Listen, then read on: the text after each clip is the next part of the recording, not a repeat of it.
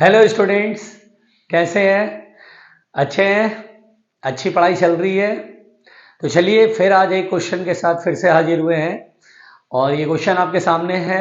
और जैसा कि मैंने रूल बताया है, क्वेश्चन अटेम्प्ट करने से पहले मतलब आप इसको देख लीजिए कि किस टॉपिक का है, टॉपिक रिवाइज कर लीजिए और खूब अटेम्प्ट कीजिए, जम के अटेम्प्ट कीजिए। वीडियो पॉज कर लीजिए और पहले क्वेश्चन बार बार पढ़िए, ध्यान से बनाइए और फिर उसके बाद इसका सोल्यूशन देखिए। ठीक है, तो आइए इसका सोल्यूशन करते हैं भाई। तो सोल्यूशन में सबसे पहले तो क्वेश्चन पढ़ते हैं। Uniform rod of length L rest against a smooth roller. अरे ये तो रॉड है और ये रोलर ये जिस पर ये रेस्ट में टिका हुआ है ऐसे, और ये रॉड कहीं फिसल नहीं रहा। ओके, फाइंड फ्रिक्शन कॉफिशिएंट, मतलब कॉफिशिएंट ऑफ फ्रिक्शन फाइंड करना है between the ground and the lower and. Ground और लोअर एंड के बीच में म्यू फाइंड करना है। ठीक है, चलो भाई। If the minimum angle that the rod can make with the horizontal is theta. जो मिनिमम एंगल बना सकता हो थीटा है। ये मिनिमम एंगल का मतलब क्या हुआ? मिनिमम एंगल का मतलब है कि अगर ये रॉड और ज्यादा इधर की तरफ तुमने करा तो थीटा तो कम होगा लेकिन फिसल जाएगा। ठीक है, यानी अगर आपने गलती से इसको यहां से यहां करा तो रॉड ऐसे फैल जाएगा और ये फिसलने लगेगा। इसका मतलब ये जस्ट टेंडेंसी टू स्लाइड वाली कहानी है। ठीक है, बिल्कुल फिसलने, इससे जरा सा एंगल आपने पीछे की रॉड को करा, एंगल जरा सा कम हो फिसल जाएगा। ठीक भाई, तो चलिए इसका सोल्यूशन करते हैं। सोल्यूशन करने के लिए सबसे पहले तो अपन इसका फ्री बॉडी डायग्राम बनाएंगे। तो चलिए भाई, रॉड का वेट mg जो कि सेंटर ऑफ मास पे लगेगा। चलो बढ़िया, शानदार। अभी एल को थोड़ी देर के लिए भूल जाते हैं, अपन मान लेते हैं एल तो है ही, एल कहाँ जा रहा है। रोलर का नॉर्मल एक्शन ऐसे लगेगा भैया, चलो इसको n1 मान लेते हैं। ओके, ग्राउंड का नॉर्मल एक्शन ऐसे लगेगा, इसको n2 मान लेते हैं। बोलो सही। चलो चलो चलो, बढ़िया बढ़िया बढ़िया। और कुछ? अच्छा, स्लाइड होने वाला है तो फ्रिक्शन इधर लगेगा, लिमिटिंग मान लेते हैं। इतने फोर्सेस तो पहले लगेंगे भैया, 1 2 3 4 फोर्सेस लगेंगे। ठीक, अब देखिए फोर्सेस हमने फ्री बॉडी डायग्राम बना लिया है। अब हम लोग अगर ये रेस्ट में है तो पहले तो फोर्सेस शुड बी बैलेंस्ड, जितना अपवर्ड फोर्स उतना डाउनवर्ड, जितना राइट उतना लेफ्ट। ठीक है, समझ में आ रहा है। और साथ ही साथ टॉर्क भी बैलेंस करना पड़ेगा। ठीक है, पहले ऊपर की तरफ फोर्स, तो ये क्या n2 तो ऊपर है लेकिन n1 एग्जैक्टली ऊपर नहीं है, तो हम इसे कंपोनेंट में तोड़ लेंगे। चलो भाई कंपोनेंट में तोड़ते हैं। तो एक कंपोनेंट होगा ऊपर, एक कंपोनेंट होगा हॉरिजॉन्टल, ये थीटा, तो अल्टरनेट एंगल से थीटा, ये 90 एंगल थीटा, तो ये थीटा।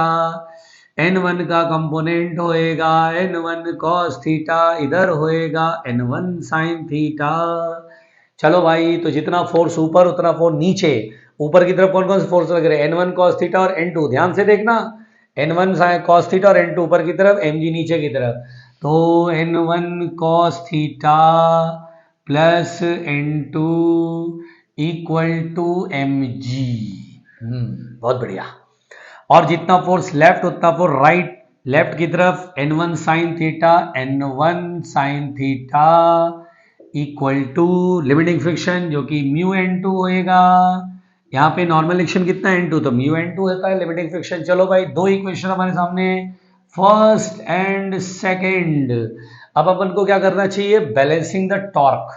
लेकिन टॉर्क किस पॉइंट के अबाउट बैलेंस करें? जिस पॉइंट से ज्यादा से ज्यादा फोर्सेस का टॉर्क जीरो हो। तो चलिए ए पॉइंट देख रहे हैं क्योंकि इससे दो फोर्सेस का टॉर्क जीरो होगा। तो बैलेंसिंग द टॉर्क अबाउट ए। कुछ लोगों को रायता फैल रहा होगा, मैं अच्छे से जानता हूं। तो ए के अबाउट टॉर्क बैलेंस करेंगे भैया, तो फ्रिक्शन का टॉर्क खत्म, नॉर्मल का टॉर्क खत्म, क्योंकि लाइन ऑफ एक्शन ए से पास हो रहा है। तो चलिए mg का टॉर्क ए के अबाउट इधर लगेगा, ऐसे घुमाना चाहेगा, और n1 यो घुमाना चाहेगा एंटी क्लॉकवाइज। तो दोनों का टॉर्क बैलेंस करेंगे बड़े आराम से। Torque mg equal to torque n1। चलिए भाई, mg का टॉर्क देखते हैं। ये वाला लेंथ कितना होएगा सब लोग बताओ? l/2 लेंथ का आधा l/2। और ये कितना होगा? बेस देखो, टॉर्क कैसे निकालते हैं? फोर्स इंटू परपेंडिकुलर डिस्टेंस, यही होगा mg का परपेंडिकुलर डिस्टेंस, यही होगा ना। l/2, तो ये कितना होएगा? l/2 cos थीटा, तो mg into l/2 cos theta. n1 का टॉर्क, ओए होए, n1 ये है, N1 का परपेंडिकुलर डिस्टेंस ये, ए से परपेंडिकुलर डिस्टेंस ये दिखाई दे रहा है कि नहीं दिखाई दे रहा? दिखाई दे रहा है। N1 ऑलरेडी ऐसे है और इसका परपेंडिकुलर ये बनेगा x, इसको x सपोज कर ले, N1 into x, N1 into x. अब x कितना होएगा? x मैंने यहां से यहां तक माना है, घबराना नहीं है अपन, यहां से यहां तक a टू b तक, a टू b तक। अब x निकालने के लिए काम करो ना, यहाँ ट्रायंगल बना लो, ये ऐसे, ये थीटा है, ये h है, h क्वेश्चन में गिवन है और ये x है। तो x की वैल्यू कैसे निकालेंगे? साइन थीटा से, है ना। ये राइट एंगल ट्रायंगल है तो sine theta equal to perpendicular upon base h upon x। तो x की value h upon sine theta, घबराने का नहीं। तो x की वैल्यू मिल गया। तो चलो यहाँ x की वैल्यू लिखते हैं, यहाँ लिख देता हूँ mgl/2 cos theta equal to n1 into x की value h upon sine theta, h upon sine theta. अब क्या करें भाई? अब क्या, अरे सर n1 निकल गया है, निकल गया। हाँ हाँ, साइन थीटा इधर लाओ, h डिवाइड में लाओ, हो गया सर। अरे तो ठीक है, एक काम करते हैं, क्वेश्चन को मिटा देते हैं। क्वेश्चन सबने नोट कर लिया होगा, क्वेश्चन सबने नोट कर लिया होगा, ऐसा मैं मान लूं, मान लेता हूं। चलो भाई, तो अपन यहाँ पर ये जो है n1 की वैल्यू नोट कर लो।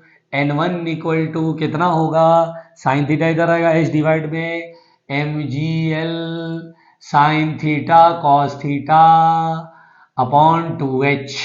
ये हमारे पास क्या आ गया? n1। अब बोलो n1 कहाँ यूज किया जाए?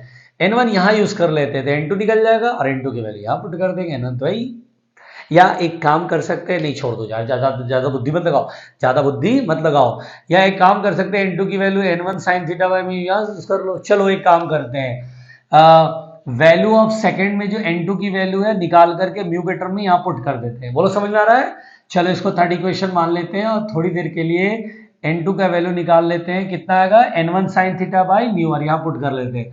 From first n1 cos theta plus n2 की वैल्यू कितना होगा? n1 sign theta by mu, देखो भाई, इक्वल टू mg। हाँ भाई, अब हम लोग को सब कुछ ठीक है, n1 कॉमन लेंगे और वैल्यू पुट कर लेंगे। क्यों भाई, समझ में आ रहा है? म्यू ही तो निकालना है, बस सारा काम तो हो गया। चलो भाई, तो आइए एक काम करते हैं, ये पूरा नोट कर लेना, वीडियो पॉज करके नोट कर लेना, समझ के लिखना। अपन मिटाने वाले हैं सब कुछ मिटाने वाले हैं। अब मेरे पास सब कुछ आ गया है, मेरे को आंसर ही तो निकालना है, बल्कि आप कर सकते हो। चलो मैं मिटा रहा हूं, तो आइए भैया मिलके मिटा दें। चलो भाई, अब अपन n1 की वैल्यू, है ना, पहले तो एक काम करते हैं, n1 कॉमन ले लेते हैं। n1 कॉमन, क्या बचेगा? cos theta plus sine theta by mu equal to mg। अब सही है, अब n1 की वैल्यू पुट कर लो, mg l sine theta cos theta by 2h, ये आ गया cos theta plus sine theta by mu, घबराना नहीं, इट्स मी, बराबर mg। काटो, mg से mg काटो, कट गया भाई, कट गया। अब मेरे को म्यू निकालना है, पहले इसको उठा के उधर ले जाओ, cos theta plus sine theta by mu equal to, ये 2h ऊपर जाएगा, l sine theta cos theta नीचे आ जाएगा। सही तो कर रहा हूं, घबराहट किस बात की है? अब भाई, अब मेरे को म्यू निकालना है, इसको उठा के इधर लाऊंगा। देखो कितना कैलकुलेशन करवा रहा है भाई, कैलकुलेशन ही करवाता है, एस वर्मा का क्वेश्चन है, तो यहाँ पर कैलकुलेशन कर रहा हूँ भाई। करते जाओ, घबराना नहीं, करते जाओ। हैं, कर रहे हैं भाई, कर रहे हैं। एक स्टेप यहाँ लिख देता हूँ, तो चले भैया, sine theta by mu equal to कितना होगा? 2h by l sine theta cos theta minus cos theta. ओ भाई, ये उठा के इधर ले गया। अब मेरे को क्या करना चाहिए? एलसीएम ले लेना चाहिए। चलो मैं यहाँ पे लिखूंगा साइन थीटा बाई म्यू, सब कैलकुलेशन करवा रहा, उसके बाद कुछ है नहीं, फिजिक्स खत्म हो गई। अब calculate L sine theta cos theta, L sine theta cos theta, LCM हो गया, ये आएगा 2h माइनस एल, ये चीज यहां मल्टीप्लाई होगा ना, तो L sine theta cos square theta, L sine theta into cos square theta. ये आ गया भैया, ये आ गया भैया, बहुत सही। अब मेरे को पलट देना है, तो पलट देंगे तो म्यू अपॉन साइन थीटा हो जाएगा, इधर भी पलटी मारेगा, L sine theta cos theta equal to 2h minus L sine theta cos square theta. और एक काम करते, साइन थीटा इधर ले जाते तो म्यू इक्वल टू निकल आएगा। तो म्यू इक्वल टू भाई जो है देख लेना, सही से समझ लेना, केवल कैलकुलेशन इस क्वेश्चन में 2h minus L sine theta cos square theta, ये हमारा आंसर है। एकदम ठीक से समझ लो, कुछ भी नहीं है इस क्वेश्चन के अंदर, बस ये है कि आप बोले सर इतना लंबा कैलकुलेशन, अरे घबराना नहीं यार, क्वेश्चन ही ऐसा है, क्वेश्चन ही ऐसा है, तो अपन क्या कर सकते हैं, इसको सॉल्व करना है तो सॉल्व करना है, ठीक है। तो डोंट वरी, एक बार अगर दिक्कत हुआ तो दोबारा से देख लीजिएगा, बार बार देखिएगा, अच्छा क्वेश्चन था, ठीक है। Okay, thank you.